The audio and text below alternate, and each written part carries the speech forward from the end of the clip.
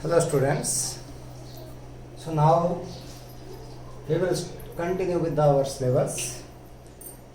Two chapters, that is of unit first, we have completed. First chapter and second chapter.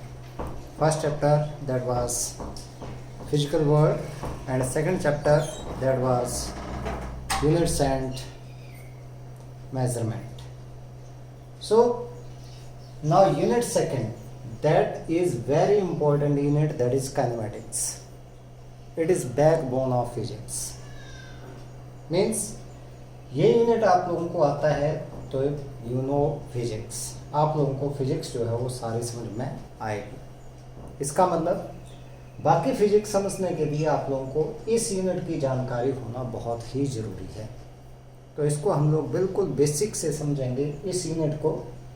This unit that comprises 2 chapters of NCERT book, that is chapter number 3rd and chapter number 4th.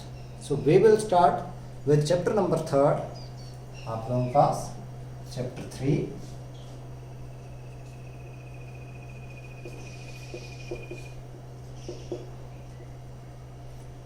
motion in a straight line.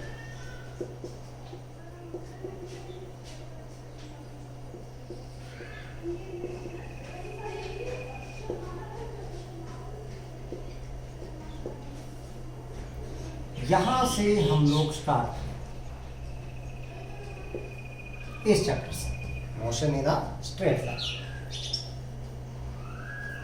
अब सबसे पहले हम लोग इन्हीं के बारे में समझेंगे। पहले की काइनेमेटिक्स है क्या चीज़, जस्ट इंट्रोडक्शन पार्ट हम लोग लेकर के चलेंगे आज, क्योंकि बेसिक से हम लोग इसको समझेंगे। यहाँ से इसको बेसिक से लेकर के चलेंगे। तो सबसे पहले इंट्रोडक्शन पार्ट में हम लोग समझेंगे मैकेनिक्स। हमने डिफरेंट ब्रांचेस की थी जब हम लोग फर्स्ट चैप्टर कर रहे थे, तो फिजिक्स की ब्रांचेस के बारे में हम लोगों ने बात की थी। उसमें हम लोगों ने एक लिखी थी मैकेनिक्स। तो यहाँ पर सबसे पहले हम लोग बात करेंगे मैकेनिक्स।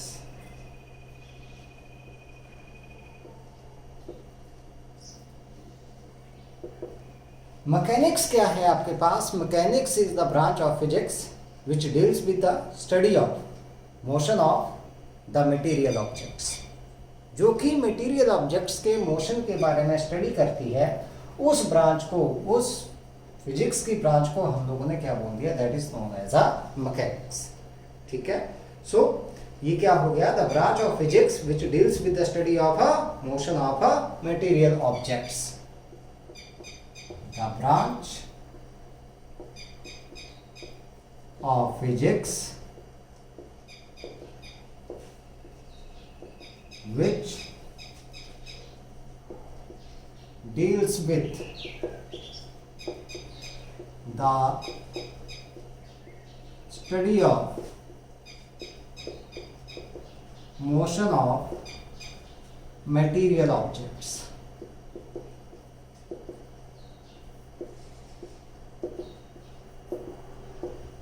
Is called mechanics. हो गया मैकेनिक्स।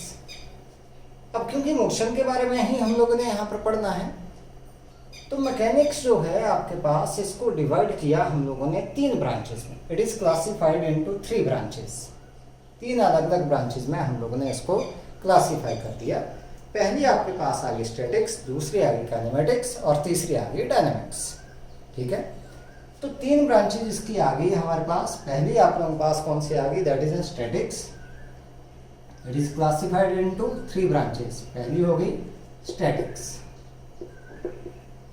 दूसरी काइनेमेटिक्स, जिसको कि हम लोगों ने यहाँ पर पढ़ना है, और थर्ड वन आप लोगों के पास डायनामिक्स, जो कि हम लोग आगे चल करके जिसको स्टडी करेंगे। तो हम लोग स्टार्ट करेंगे, यहीं से स्टार्ट करेंगे हम लोग। कहाँ से? स्टैटिक्स से।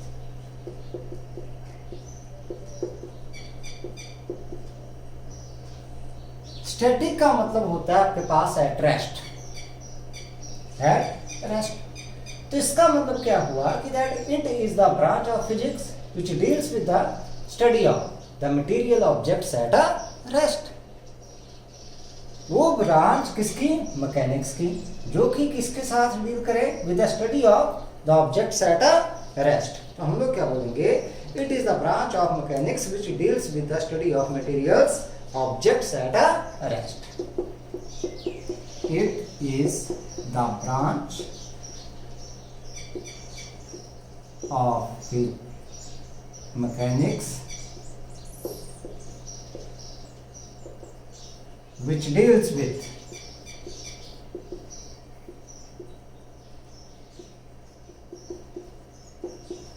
the study of material objects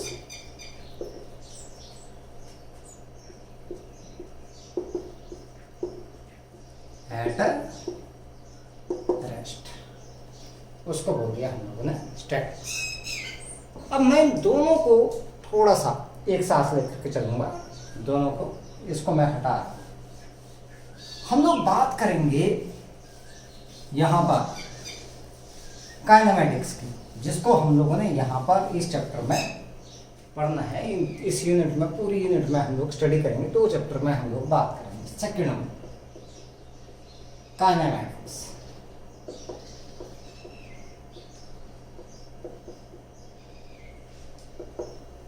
kinematics क्या हुआ आपके पास? It is the branch of mechanics.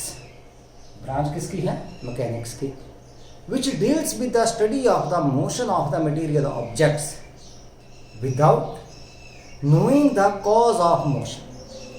मतलब कि हम उनके मोशन के बारे में तो स्टडी करेंगे, लेकिन ये स्टडी नहीं करेंगे कि उनका मोशन क्यों है। हमें कुछ भी लेना देना नहीं है कि मटेरियल ऑब्जेक्ट क्यों मोशन में है, उनके मोशन का कारण क्या है, नहीं, कुछ भी लेना देना नहीं है। हम लोगों को तो सिर्फ ये चाहिए कि मटेरियल ऑब्जेक्ट किस में है? They are in a motion. What is the cause of motion? उससे हम लोगों को कुछ भी लेना देना नहीं है। तो वो ब्रांच जो सिर्फ किसके बारे में स्टडी करे? मोशन के बारे में स्टडी करे, लेकिन उसके कॉज को डिस्कस ना करे, उसके कॉज को जानने की कोशिश ना करे, उसको हमने क्या बोल दिया? That is known as a kinematics. ठीक है, तो हमारे पास क्या आ गया? That it is the branch of mechanics which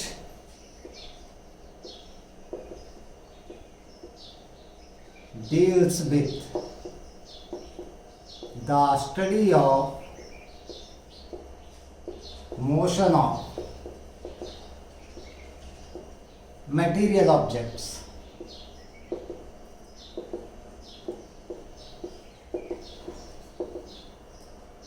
without taking into account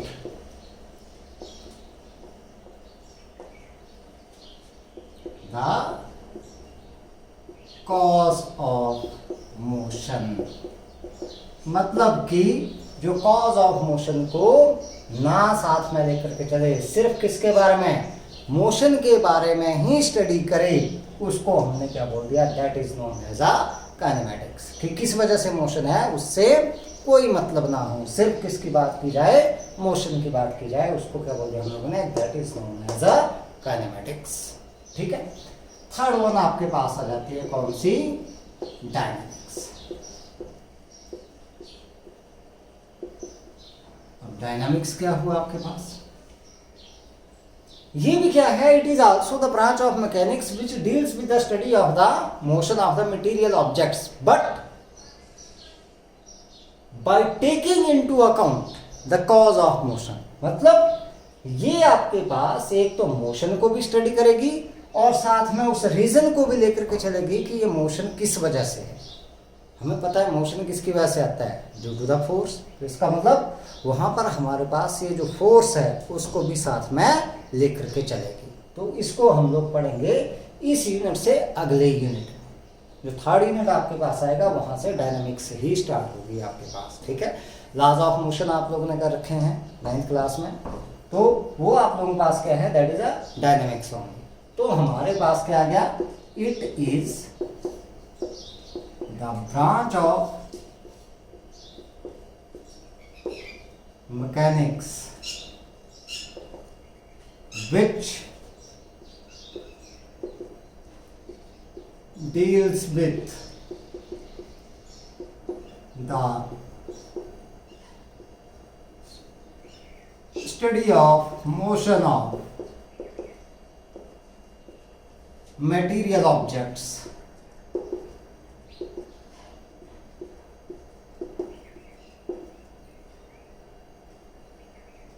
by taking into account the cause of motion.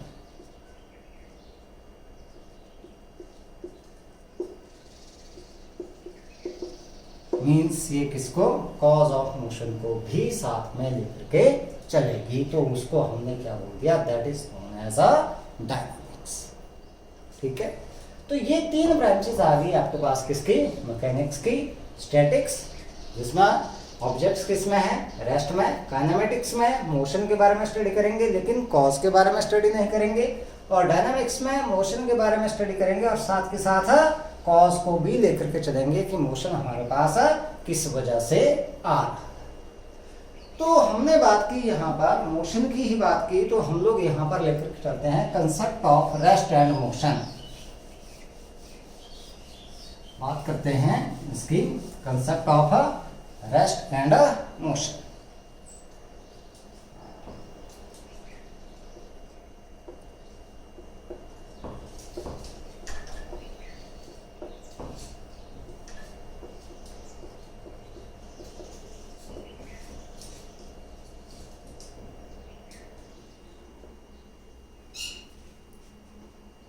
देखते हैं क्या है हमारे पास यहां से।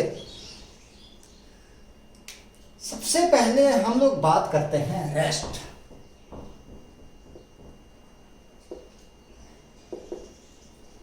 रेस्ट हमारे पास क्या है, किसी भी ऑब्जेक्ट को हम लोग रेस्ट में बोल सकते हैं अगर उसकी पोजीशन जो है वो टाइम के साथ साथ चेंज ना हो। पहली बात तो आ गई हमारे पास टाइम, क्योंकि सभी को पता है टाइम जो है वो नहीं रुक सकता है। इवन घड़ी रुक जाए लेकिन इसका मतलब ये नहीं हुआ कि भाई आपके पास टाइम रुक गया। घड़ी रुकने का मतलब ये नहीं होता है कि टाइम रुक गया। ठीक है, तो टाइम ऐसी एक क्वांटिटी है आपके पास जो कभी नहीं रुकता है, निरंतर हमारे पास चलता रहता है कंटिन्यूसली। ठीक है, तो ये क्या हो रहा है आपके पास कि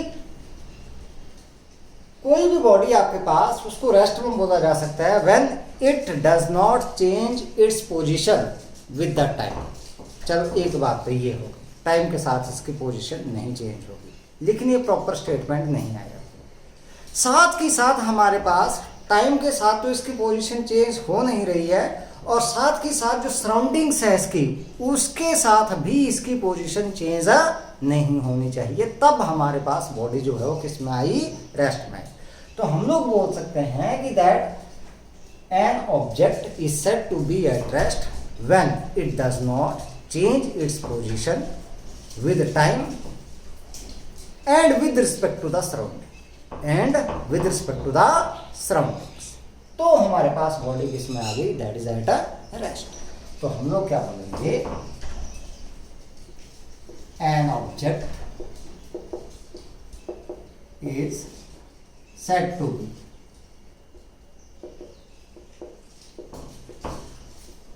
at rest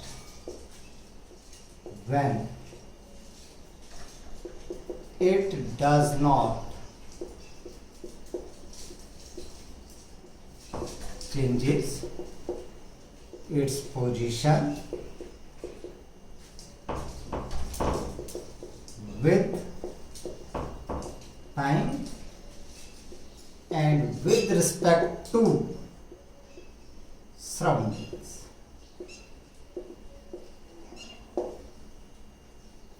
तो हमारे पास किस में है ये, rest. For example, a book lying on the table,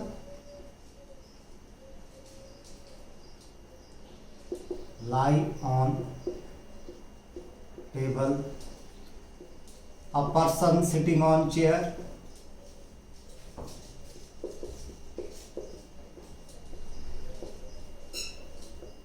etcetera. इस तरह से ये किसमें आगे, रेस्ट में।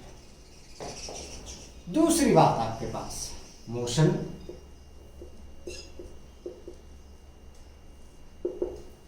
अब मोशन कब हुआ आपके पास, कोई भी ऑब्जेक्ट और बॉडी मोशन में कब हुआ, जब आपके पास ये अपनी पोजीशन को चेंज करे with time and with respect to the surrounding. Time के साथ साथ भी इसकी पोजीशन चेंज हो और सराउंडिंग के साथ भी इसकी पोजीशन क्या हो, चेंज हो। तो हम लोग क्या बोलेंगे कि दैट द बॉडी और the object that is in a motion. So an object is said to be in motion when it changes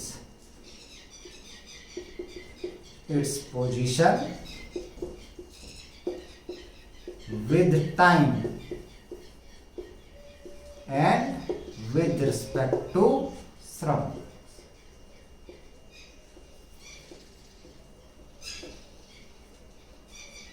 For example, moving bus, walking man, etc.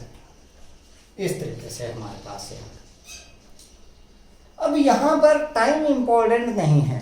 अगर हम लोगों ने सिर्फ इतना सा बोल दिया कि भाई हमारे पास किसी भी बॉडी की पोजीशन जो है टाइम के साथ चेंज हो रही है या टाइम के साथ नहीं चेंज हो रही है, तो वो रेस्ट में है या मोशन में है, तो टाइम आपके पास इंपॉर्टेंट कंसेप्ट नहीं है। इंपॉर्टेंट है ये सराउंडिंग और कोई एक रेफरेंस पॉइंट आप लोगों के पास। ठीक है, तो देखते हैं कैसे हमारे पास। उसी से हम लोग बात करते हैं कि that the motion is relative और rest and motion these are relative. Rest and motion are relative. तो देखते हैं किस तरीके से।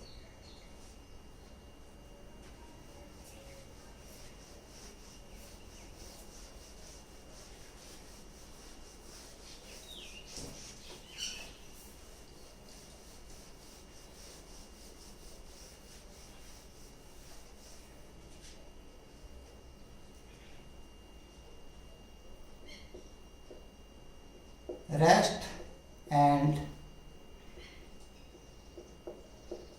motion are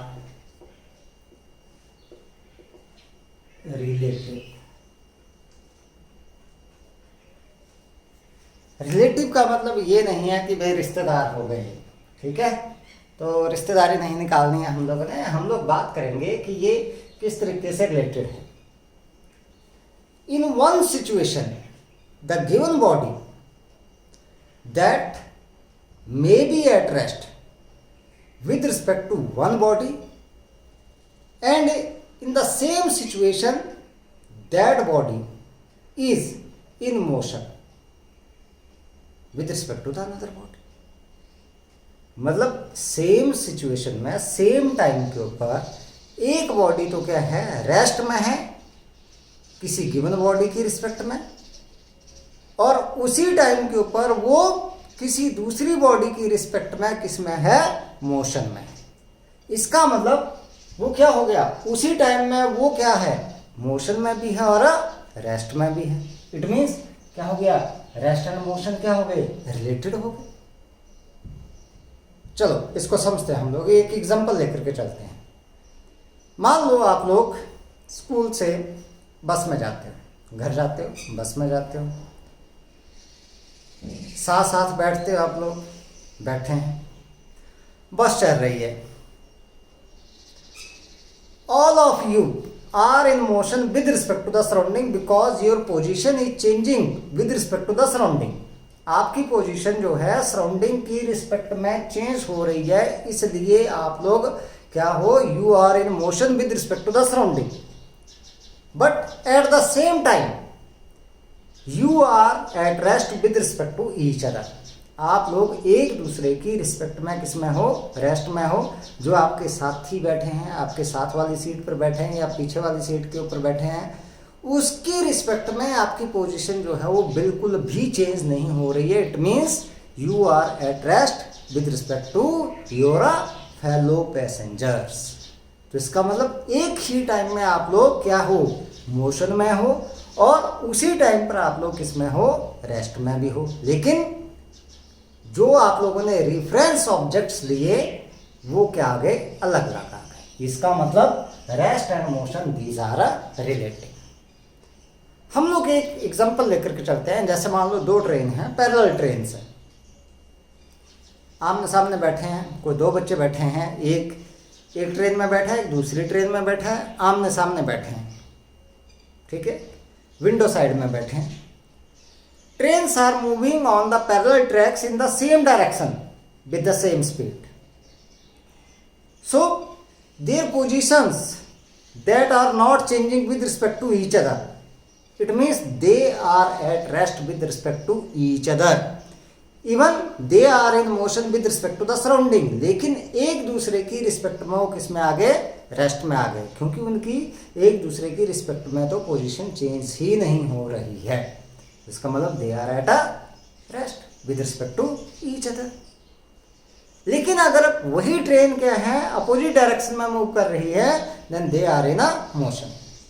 अच्छा, कई बार क्या होता है हमारे पास, जैसे हम लोग बस में बैठे हैं या ट्रेन में बैठे हैं, अपने ट्रेन में बैठे हैं, बगल में कोई ट्रेन खड़ी है प्लेटफॉर्म के ऊपर, चलती दूसरी ट्रेन है, लेकिन हमें लगता है कि हमारी वाली ट्रेन चल पड़ी।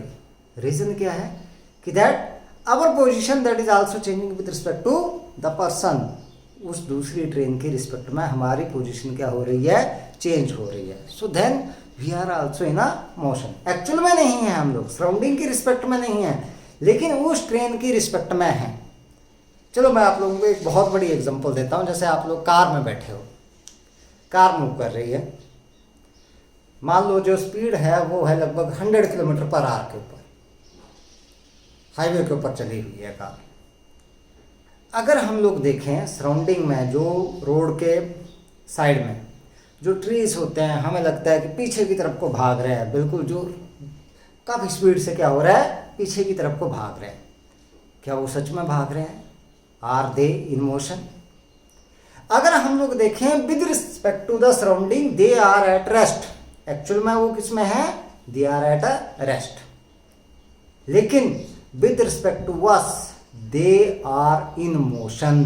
हमारी रिस्पेक्ट में किस में है, वो मोशन में है, because their position is changing with respect to our car, that's why they are also in a motion. इसलिए हमें लगता है कि वो पीछे की तरफ को क्या है, दौड़ रहे हैं।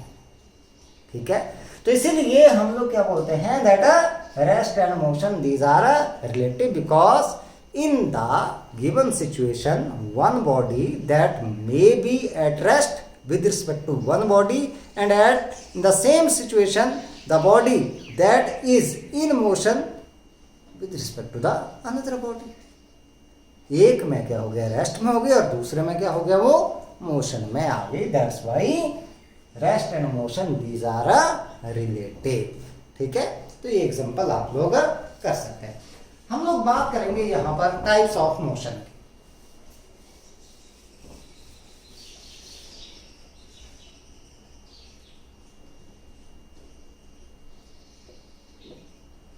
टाइप्स ऑफ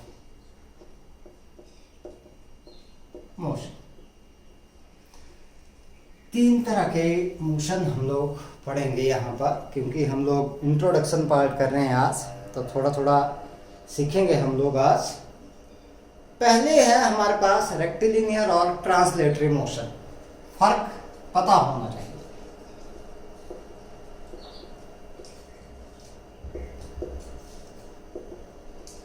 रेक्टिलिनियर और ट्रांसलेटरी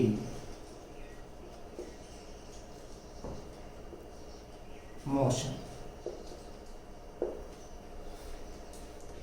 ये छोटी छोटी टर्म्स जो है फिजिक्स में डिफाइन की जाती हैं। उस टाइम बच्चे जो है कंफ्यूज हो जाते हैं कि भाई ये रेक्टिलिनियर क्या हो गया, ट्रांसलेटरी क्या हो गया, ये पता ही नहीं है, मीनिंग्स का ही पता नहीं चलता है। तो हमने सीखना है बेटा इन चीज़ों को, इसलिए ये बेसिक चीज़ें करवाई जाती है, रटना नहीं है, सीखना है इनको, कोशिश करनी है इन टर्म्स को ग्रास्प करने की कोशिश करनी है, समझने की कोशिश करनी है कि एक्चुअल में ये है क्या, रेक्टिलिनियर और ट्रांसलेटरी। हम लोग बात करते हैं सबसे पहले कि रेक्टिलिनियर क्या हो।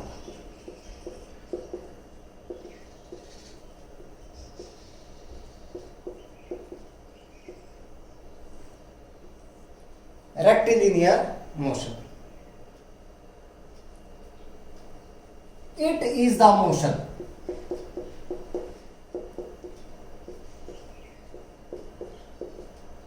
in which a particle or point object लिख दो या आप लोग पॉइंट मास लिख दो।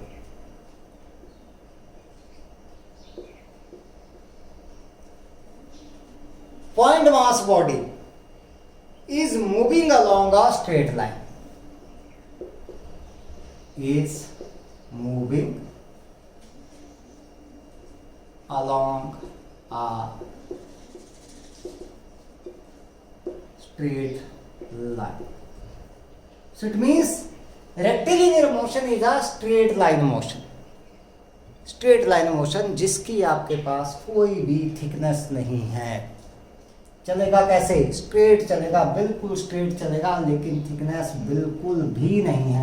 ये तो थिकनेस आ गई, उसमें पार्टिकल ले लिया, पार्टिकल का साइज बहुत ही कम होता है, निग्लिजिबल, या पॉइंट मास आ गया, पॉइंट साइज आपके पास, पॉइंट चलेगा तो पता ही आप लोगों को, और चलेगा भी कैसे, unidirectional, means straight line path में चलेगा। तो हमने उसको क्या बोल दिया, rectilinear motion.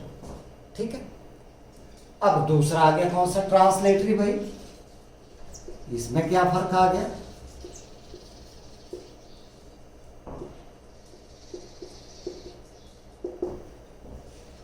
It is the motion, it is the motion of an object और बॉडी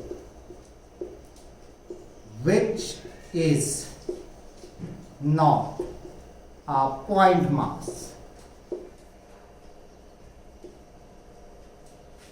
पहली कंडीशन लगा दी कि ये पॉइंट मास नहीं है, पॉइंट साइज की नहीं है, इसका मतलब बॉडी है बड़ी।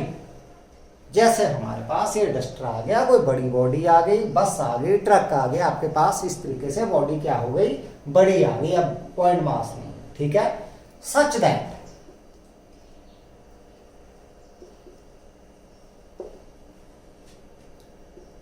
all its constituent particles move along parallel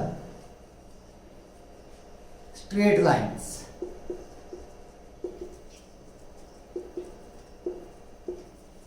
मतलब सारे के सारे जो आपके पास पार्टिकल है वो कैसे चलेंगे, पैरेलल स्ट्रेट लाइन में। इसका मतलब बॉडी कैसे चल रही है, यूनिडायरेक्शनल, एक सीधी डायरेक्शन में चलेगी। ठीक है, straight lines and cover equal distance in given interval of time.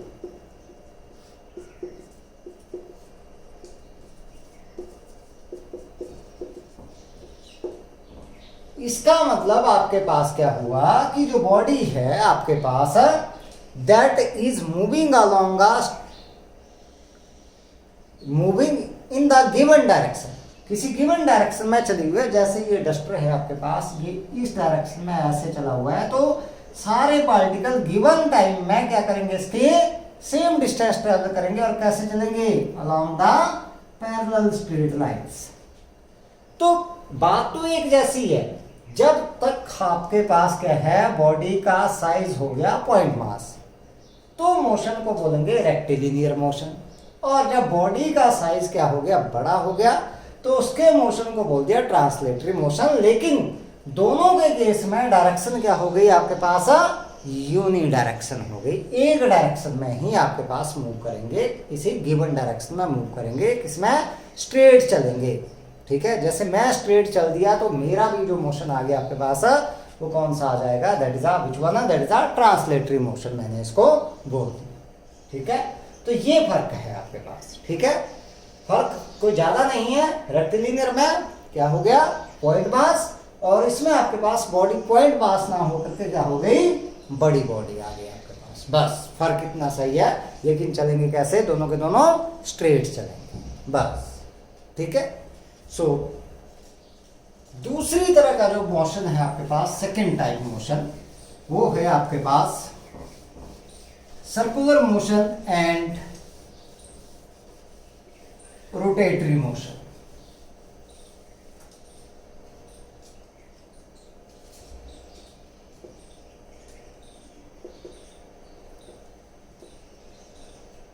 Circular motion and rotatory motion।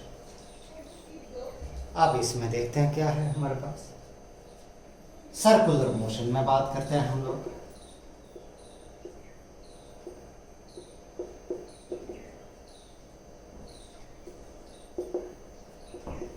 It is the motion in which a particle or point mass object moves in a circular path. कोई भी point size object जो है जब circular path में घूम जाएगा आपके पास, तो उसको बोल दिया हम लोगों ने उसका क्या, सर्कुलर मोशन। इस तरीके से घूम ऐसे, तो वो क्या आ जाएगा आपके पास, that is a circular motion. Centre यहां पर आ जाएगा सर्कल का आपके पास। अब रोटेटरी मोशन क्या हुआ आपके पास,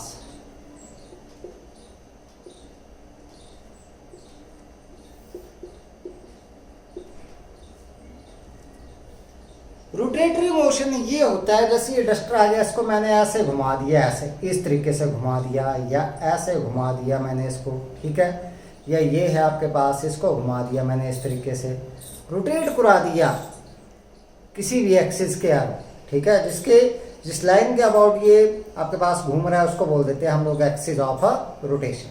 अब क्या है, जितने भी इसके कॉन्स्टिट्यूएंट पार्टिकल्स होंगे वो मूव करेंगे सर्कल्स में। जैसे मैंने इसको ऐसे घुमा दिया, तो जितने भी जो पार्टिकल्स होंगे वो किस में घूमेंगे, in the circles which have the centre on the line known as the axis of the rotation, and these travel equal angle, या आप लोग बोल सकते हैं कि that these shift through equal angle in the given time. These shift through equal angle in the given time.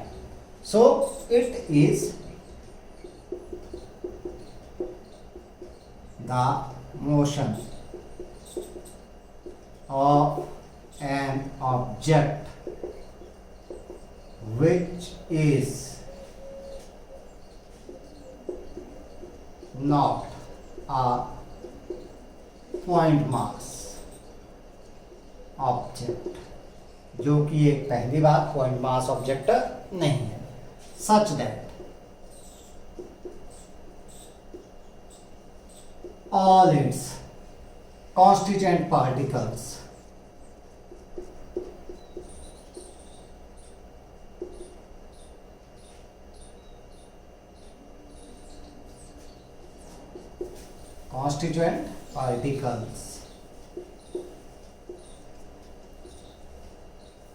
move in circles with centers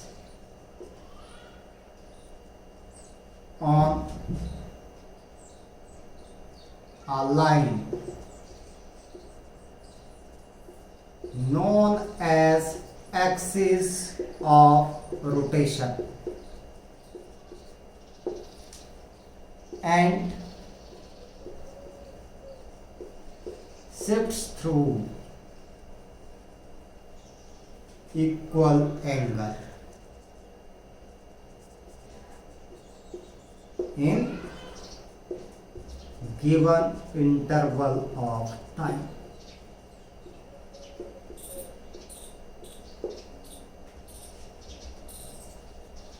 कोई body है, जैसे मान लो ये हमारे पास कोई बॉडी है, मैंने इसको रोटेट करवा दिया ऐसे, जितने भी पार्टिकल्स हैं वो ऐसे घूमेंगे, क्या बनाएंगे, यहाँ पर सर्कल बनाएंगे ऐसे, एक ये बना दिया, दूसरे ने ऐसे बना दिया सर्कल, यहाँ जैसे कोई पार्टिकल आएगा वो ऐसे बनाएगा सर्कल आपके पास, तो सभी का सेंटर जो है यहाँ पर आएगा और सारे के सारे जो है वो क्या करेंगे, गिवन टाइम में इक्वल एंगल सब्टेंड करेंगे। जैसे यहाँ से चला पार्टिकल, इसने भी इतना एंगल सब्टेंड किया, इसने भी इतना किया, थीटा बना दिया यहाँ, और ये भी उतना ही एंगल बनाएगा गिवन टाइम में, कितना, थीटा एंगल बनाएगा।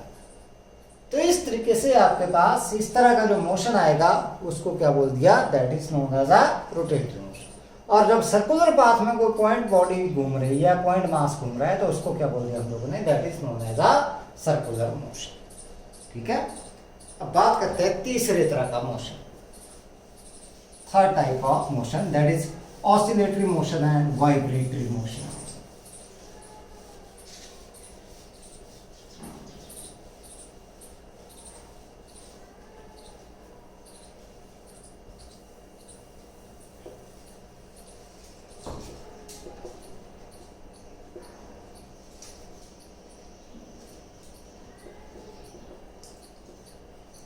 and vibratory motion। यहां पर देखते हैं, पहले बात करते हैं ऑसिलेटरी मोशन। ऑसिलेशंस आते हैं आपके पास, ऑसिलेशंस क्या हुए आपके पास,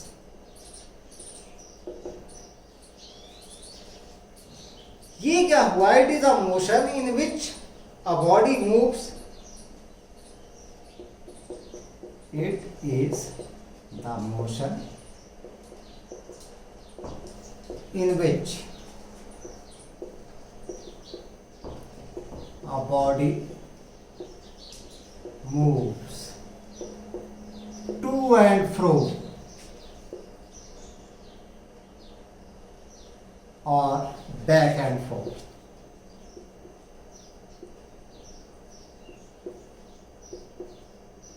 about the fixed point or position repeatedly।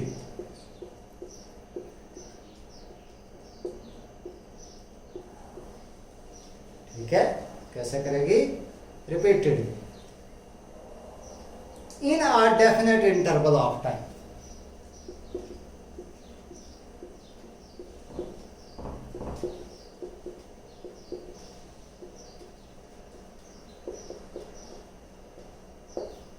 in a definite interval of a time, तो उसको बोल दिया हम लोगों ने ऑसिलेटरी मोशन। मतलब टू एंड फ्रो का मतलब ये हो गया हमारे पास, जैसे कोई बॉडी ऐसे ऐसे मूव कर रही है इस तरीके से, ये हमारे पास मान लो ये आ गई ओ पोजिशन, दिस इज ओ, ये हमारे पास ए, दिस इज बी, ऐसे ऐसे आपके पास क्या कर रही है, ये ऑसिलेट कर, यहां से ये होती है एक्सट्रीम पोजीशन और ये भी एक्सट्रीम, इसको बोलते हैं मीन पोजीशन। यहां से यहां तक इसको बोलते हैं हम लोग एम्पलीट्यूड, इसको बोल दो या इसको बोल दो आप, ये दोनों एम्पलीट्यूड के नाम से ही जाने जाते हैं। मतलब maximum displacement from the mean position, that is known as a amplitude of the oscillation। अब ये ऐसे आपके पास रोटेट कर रही है। अगर मान लो हमारे पास, अब वाइब्रेशन की बात करते हैं, वाइब्रेटरी मोशन।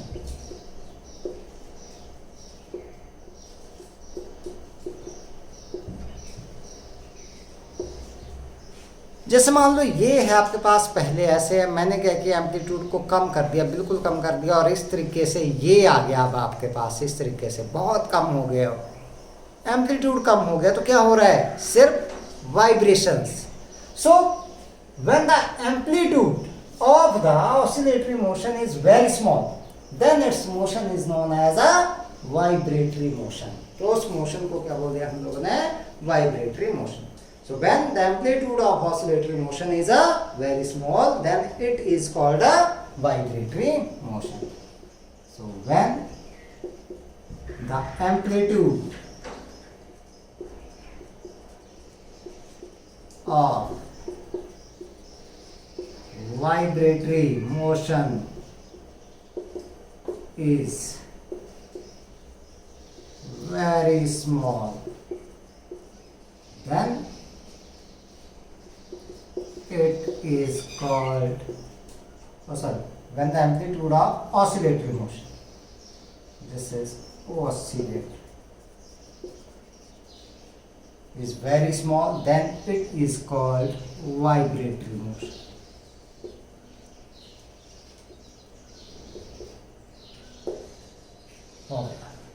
ये आगे तीन तरह के मोशन। बात करते हैं concept of point mass.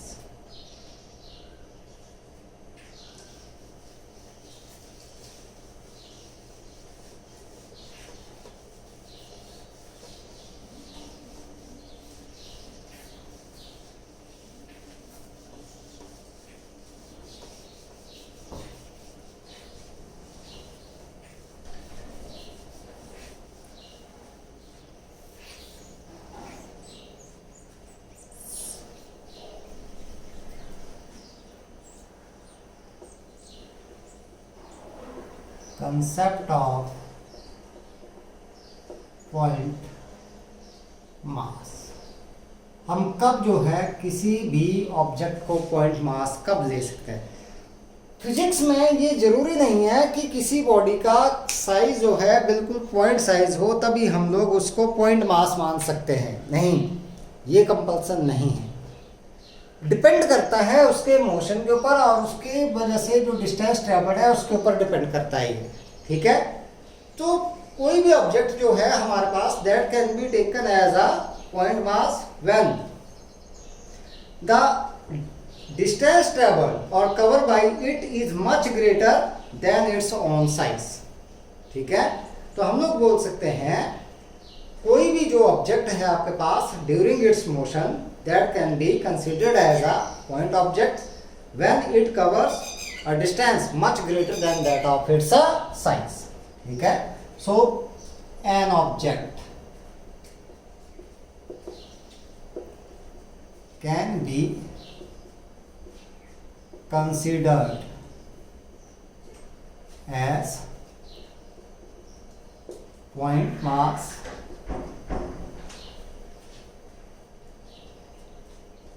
when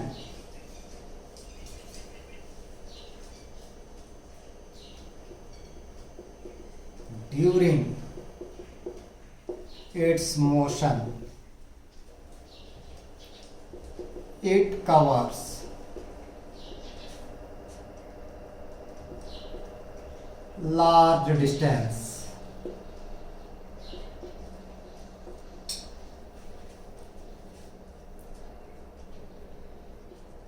as comparison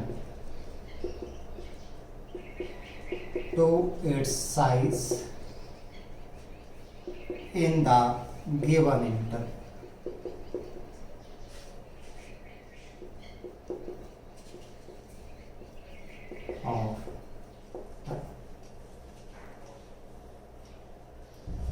मतलब कि अपने साइज से ये ज़्यादा डिस्टेंस ट्रेवल कर लेता है। जैसे मान लो ट्रेन है,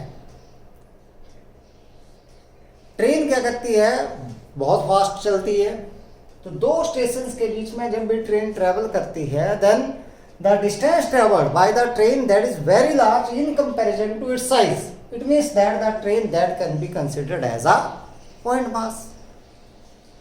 बस जो है या कार है, जैसे ही जयपुर से दिल्ली के लिए चली तो ये कम टाइम में ज़्यादा डिस्टेंस ट्रेवल कर लेगी in comparison to its own size. It means that it can also be considered as a point mass. हम लोग अर्थ की बात करते हैं, अर्थ का साइज जो है वो बहुत बड़ा है, सभी को पता है. अगर हम लोग रेडियस की बात करें अर्थ की तो 6.4 इंटू 10⁻6 मीटर के बराबर है. ठीक है, काफ़ी बड़ा साइज है अर्थ का, जिसके ऊपर हम लोग सभी रहते हैं. लेकिन अगर बात करें हम लोग इसके ऑर्बिट की बात करें तो इसकी जो ऑर्बिटल रेडियस जो है दैट इज अप्रोक्सीमेट कितनी है, 1 एस्ट्रोनॉमिकल यूनिट है. सभी को पता है कि भाई अर्थ और सन के बीच की जो डिस्टेंस है that is what, that is orbital radius. हम लोग इसको मान के चलते हैं average, that is 1.5 into 10⁻11 metre के बराबर, जो हम लोगों ने माना हुआ है इसको.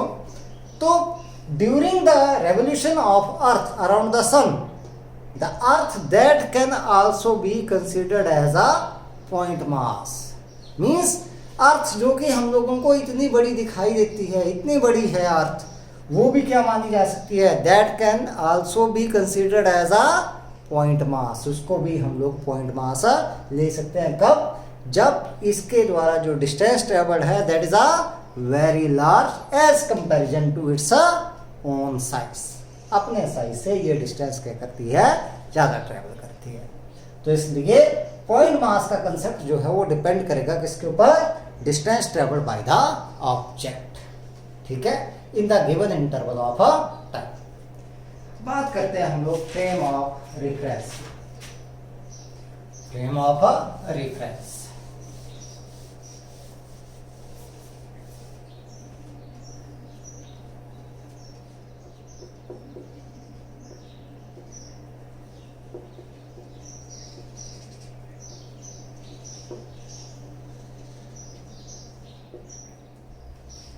फ्रेम ऑफ रेफरेंस एक्चुअल में क्या है, ये हमारे द्वारा बनाया गया एक सिस्टम है टू फाइंड द पोजीशन और the determine the motion of the object.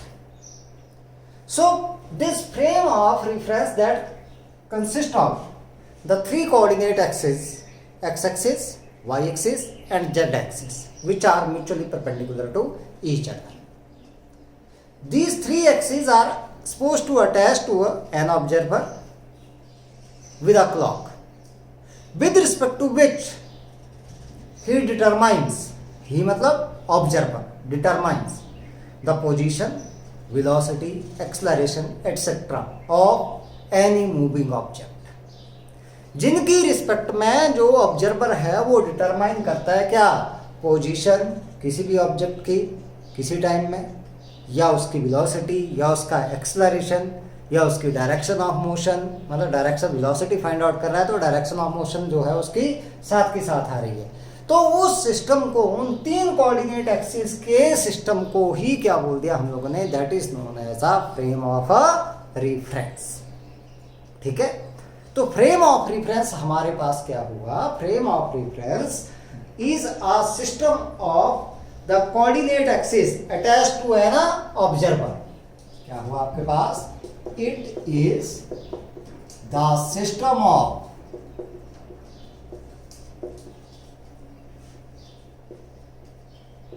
coordinate axis attached to an observer with a clock. उसके पास क्या हो गया, एक क्लॉक आ गया. ठीक है, having a clock, with a clock या हैविंग क्लॉक ऐसे लिख देते हैं. Attach to an observer having a clock with him, with respect to which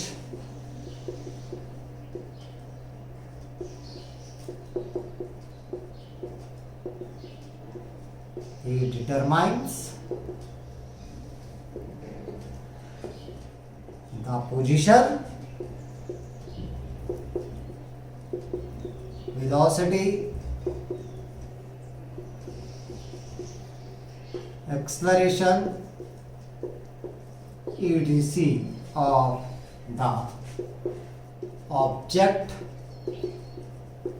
at given time.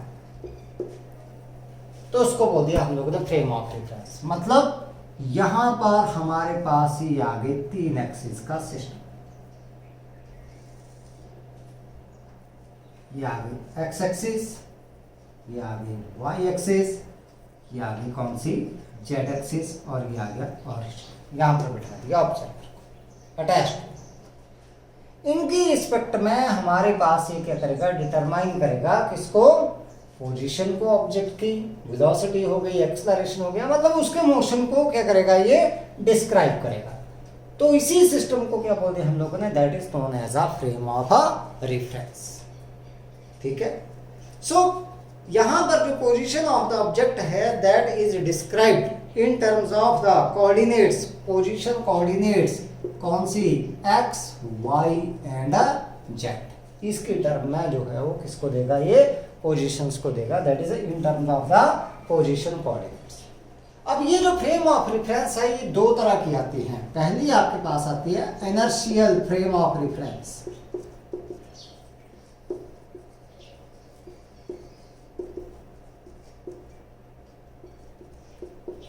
Inertial frame of reference कौन सी आई, which obeys Newton's first law of motion, means a body at rest remain at rest and a body in motion that will continue to move with the uniform motion until or unless an external force is applied on it। तो इसमें आपके पास हम लोग एक example दे सकते हैं कि that a frame of reference attached to a bus at rest और a bus moving with the uniform motion. तो वो फ्रेम ऑफ रेफरेंस कौन सी आ गई, that is a inertial frame of a reference. और दूसरी कौन सी आ गई, नॉन इनर्शियल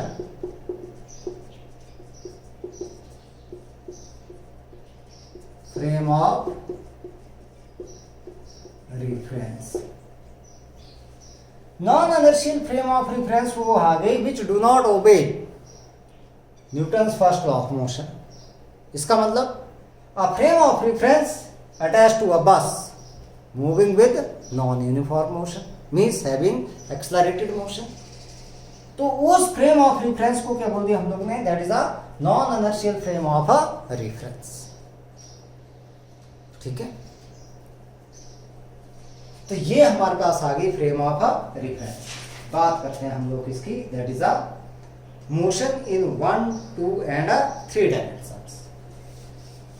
भाई 1 डायमेंशनल मोशन क्या है, 2 डायमेंशनल मोशन क्या है और 3 डायमेंशनल मोशन क्या है, उसके बारे में थोड़ी सी जानकारी। Motion in 1, 2 and 3 dimensions.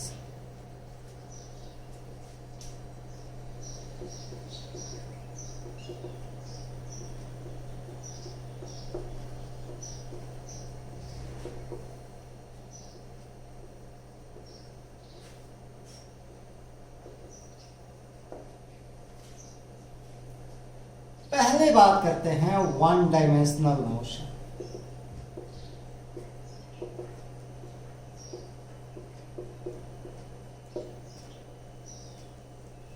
देखो total coordinate according to the frame of reference हमने बात की 3 कोऑर्डिनेट्स की, एक्स वाई एंड जेड। जब इन 3 कोऑर्डिनेट्स में से सिर्फ एक कोऑर्डिनेट टाइम के साथ चेंज हो तो इसका मतलब हमारे पास बॉडी जो है सिर्फ एक गिवन डायरेक्शन में चली हुई है। तो हम लोग क्या बोल देंगे, that the motion of the body that is 1 dimensional motion. So it means that 1 dimensional motion of an object is said to क्या है, is that motion if only 1 out of 3 coordinates specifying the position of the object changes with the time।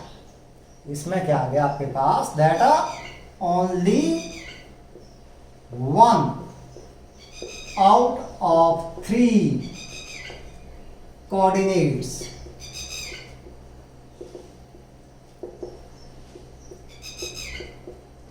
specifying या determining, हमारे पास क्या बोल सकते हैं हम लोग, स्पेसिफाइंग, स्पेसिफाइंग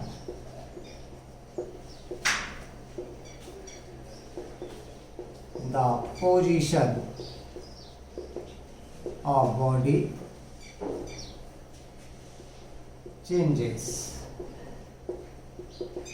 विथ, सिर्फ एक चेंज हो रहा है आपके पास, तो मान लो आपके पास सिर्फ एक्स कोऑर्डिनेट चेंज हो रहा है, तो बॉडी चल रही है कौन सी डायरेक्शन में, एक्स डायरेक्शन में। ये ओरिजिन आ गया, यहाँ पर मान लो आपके पास पॉइंट पी आ गया, तो इसका सिर्फ एक्स कोऑर्डिनेट चेंज हो रहा है यहाँ। तो आपके पास क्या हो रहा है, एक्स की वैल्यू जो है वो टाइम के साथ चेंज हो रही है, तो मोशन कैसा आ गया, वन डायमेंशनल। फॉर एग्जाम्पल अगर हम लोग इलेक्ट्रिकल पढ़े, दैट मोशन ऑफ ट्रेन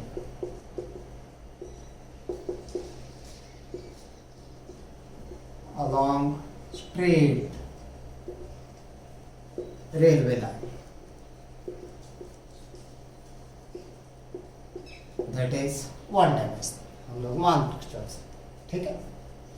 बात करते हैं टू डायमेंशनल। अब टू डायमेंशनल में क्या आ गया, टू आउट ऑफ थ्री, कितने हो गए, to out of three coordinates, specifying the position of the body change with time। दो चेंज हो रहे हैं, ठीक है।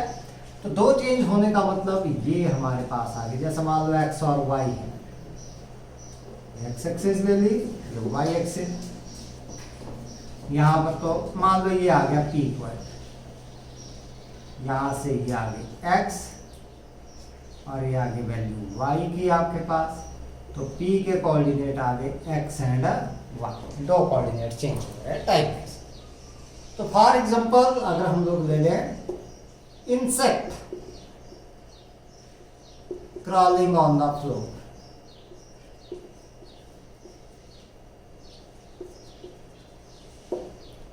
कोई भी कीड़ा जो है फ्लोर के ऊपर चला हुआ है, वो कौन सा आ गया, टू डायमेंशनल। ये हमारे पास बोर्ड जो है this is also two dimensional, ठीक है। थर्ड वन आ गया थ्री डायमेंशनल।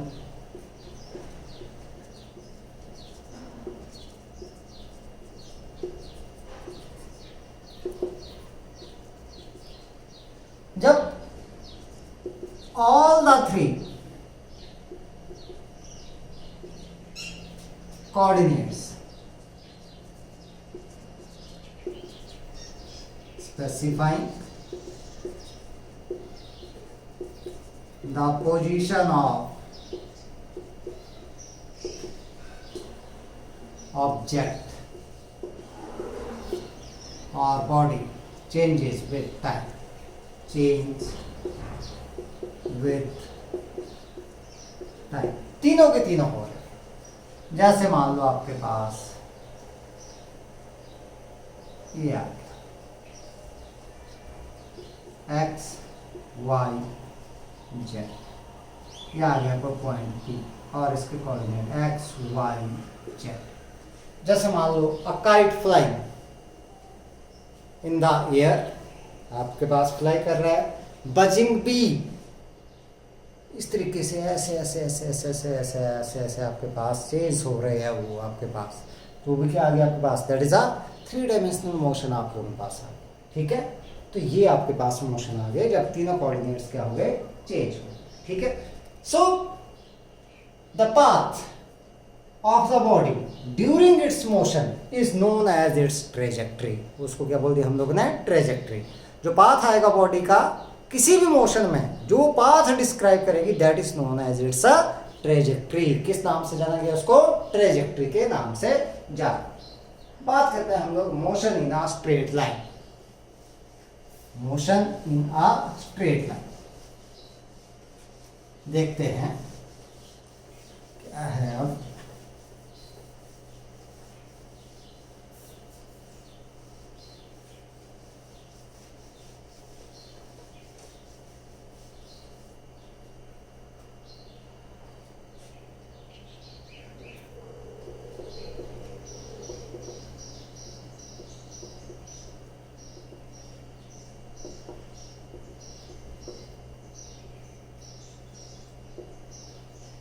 समझेंगे इसको थोड़ा सा।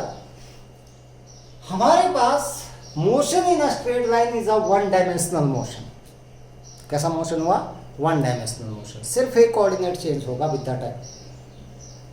सो यहां पर हमारे पास हम लोग क्या बोल सकते हैं कि दैट एक्स और वाई और Z that is function of time. सिर्फ एक कोऑर्डिनेट जो है that is a function of time. तो मोशन आपके पास क्या हो गया? That is a straight line motion. अब स्ट्रेट लाइन मोशन में हम लोग बात करते हैं कि यहां पर देखो the value of x that only depend on a T, T के ऊपर डिपेंड करेगी। हम बात करते हैं origin, unit and a passage of time. समझते हैं इसको, origin, unit and passage of time.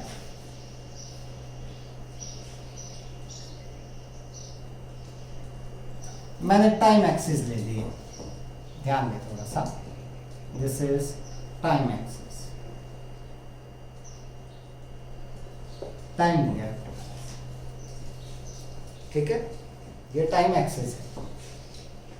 दो ले लेता हूं मैं यहां पर, समझेंगे इसको। दिस इज टाइम एक्सिस, ये पॉइंट मैंने ले दिया O, this is A, this is also A, this is B, this is also B, and this one is C.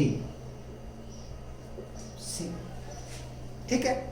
Unit हम लोग कोई सा ले सकते हो, it may be in second, it may be in minute, it may be in hour, it may be in days, it may be in hour, oh sorry in year. तो इसका मतलब यूनिट हम लोग कोई सा भी ले सकते हैं, ठीक है। ओरिजिन की बात बाद में करेंगे। यहाँ पर मान लो आपके पास ये चल पड़ा, ये बॉडी स्टार्ट हुई 9 AM, ठीक है। यहाँ पर आपके पास जो है वो पहुँच गई 11 बजे, यहाँ पर 12 नून, यहाँ पर मान लो ये 2 PM। ओरिजिन हमने यहाँ पर माना है, तो यहाँ पर पहले ओरिजिन माना t इज इक्वल टू 0 से स्टार्ट किया। यहाँ पर t कितना टाइम लगे यहाँ से यहाँ तक? 2 आवर। यहाँ तक लग गए कितना? t is equal to 3 hour, और यहाँ पर लग गए t is equal to 5 hour. मैंने क्या किया कि ओरिजिन को चेंज कर दिया, यहाँ पर b के ऊपर कर दिया मैंने चेंज, शिफ्ट कर दिया कि भाई बस चली मान लो जैसे जयपुर से, ठीक है। यहां से हम लोग शाहपुरा आ गए, शाहपुरा के बाद ये हमारे पास आ गया बहरोड। मैंने बस में बैठना बहरोड से, बहरोड पहुंच गई कितने बजे? 12 बजे। ये चली थी 9 बजे और पहुंची कहाँ पर? यहाँ पर 12 बजे पहुंची, ठीक है। तो हम लोग बात करते हैं यहाँ पर, मैंने तो भाई यहाँ से टाइम नोट करना शुरू किया, तो ये टी मैंने यहाँ से किया शुरू, यहाँ से। अब इसका मतलब यहाँ से शुरू किया, तो इसके बाद ये है आपके पास मान लो 2 घंटे बाद ये पहुंच गई आपके पास जाकर के धारवेड़ा 2 बजे।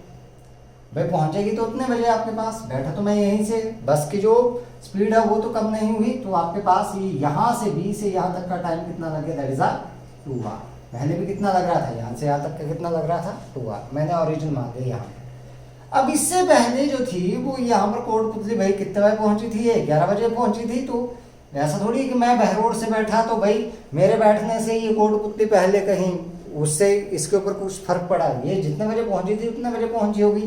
तो मैंने लगा लिया कि भाई ये आपके पास कितने है, यहाँ से कितने 1 घंटा पहले पहुंची थी, तो मैंने लिख दिया इसको -1 आवर। अब इस साइड को चले, और यहाँ से आपके पास कितने 3 घंटे पहले चली थी, और टी आ गया -3 आवर। इस तरीके से। तो यहां से हम लोग क्या सीखे? पहली बात हमारे पास कि origin can be shifted to any point on the time axis. Origin को हम लोग कहीं पर भी शिफ्ट कर सकते हैं टाइम एक्सिस के ऊपर। ये कोई फिक्स नहीं है कि ओरिजिन हम लोग ने यहीं पर लेना है या यहां पर लेना है या यहां पर लेना है, नहीं। We can shift the origin to any point on the time axis, पहली। दूसरी बात आपके पास with the shift in the origin, origin के शिफ्ट होने के साथ there is a no change in the time interval between the 2 points on the time axis. दो जो पॉइंट्स है उनके बीच का जो टाइम इंटरवल है वो उतना ही रहेगा। देखो इन दोनों के बीच का था 2r, यहां पर भी कितना बचा 2r ही तो बच रहा है। यहां से यहां का था 1r, यहां पर भी कितना है 1r। ये था 2r, तो ये भी कितना है 2r ही। तो मतलब ओरिजिन के चेंज से ये। तीसरा important point, the time measure to the right of the origin is taken positive and time measure to the left of the origin that is taken as a negative. जो right side को time measure करना है वो कैसा लेना है positive, और जो लेफ्ट साइड को लेना है वो कैसा लेना है नेगेटिव। बस ये हो गया हमारे पास से origin, unit and passage of time. अब बात करते हैं हम लोग इसकी, that is the origin, unit and direction for the position measurement.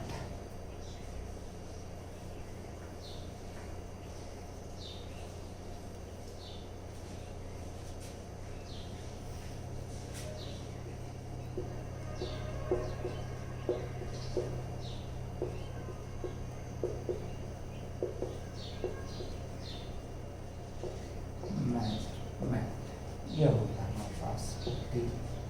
अब मैं टाइम का कंसेप्ट हटा देता हूं, मैं बात करता हूं किसकी, डिस्टेंस की बात करता हूं। पॉइंट मैंने वही रखी, अब ले ली मैंने डिस्टेंस एक्सिस, पॉइंट वैसे के वैसे ही रखी।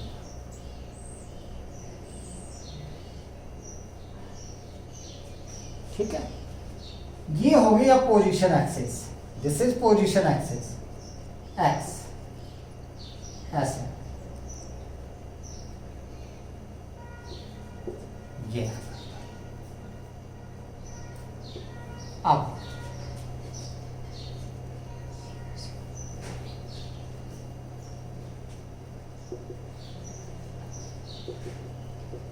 ये मान लो आपके पास 100 और 140 सारी किलोमीटर में।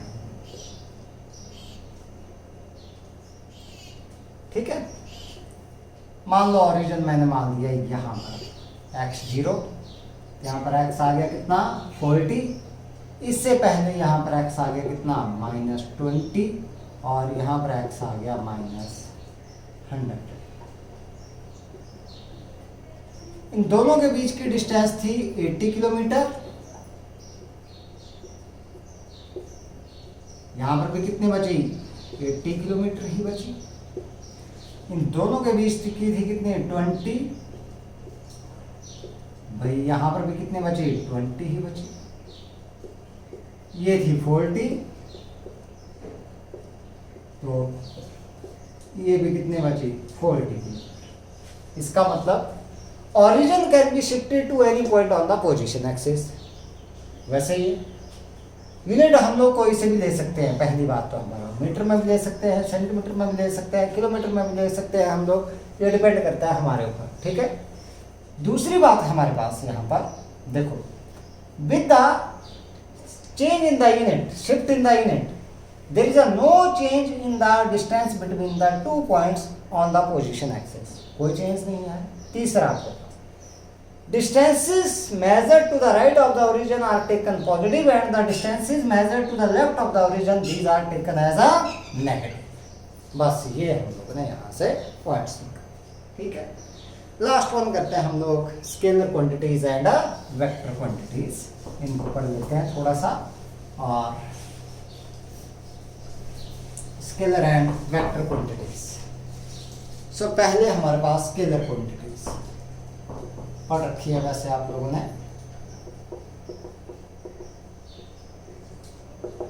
The quantities which have only magnitude and no directions, the physical quantities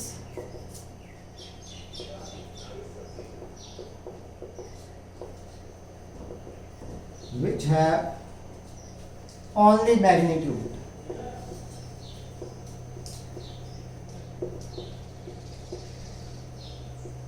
and no direction are called scalar quantities.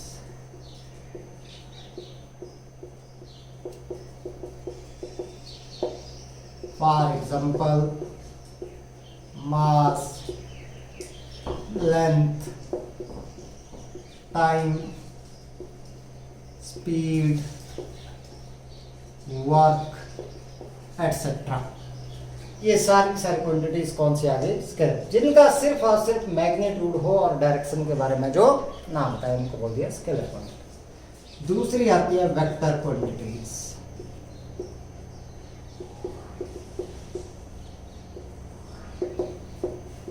The physical quantities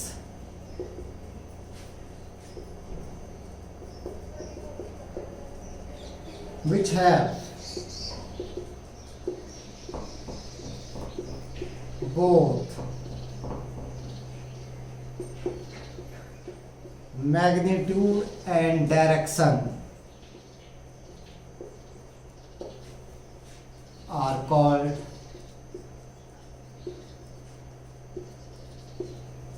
vector quantities। को क्या बोलते हैं? Vector quantities. दोनों आ गए, magnitude as well as a direction. For example हमारे पास displacement,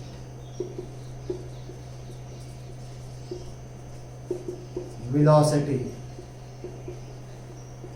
acceleration, force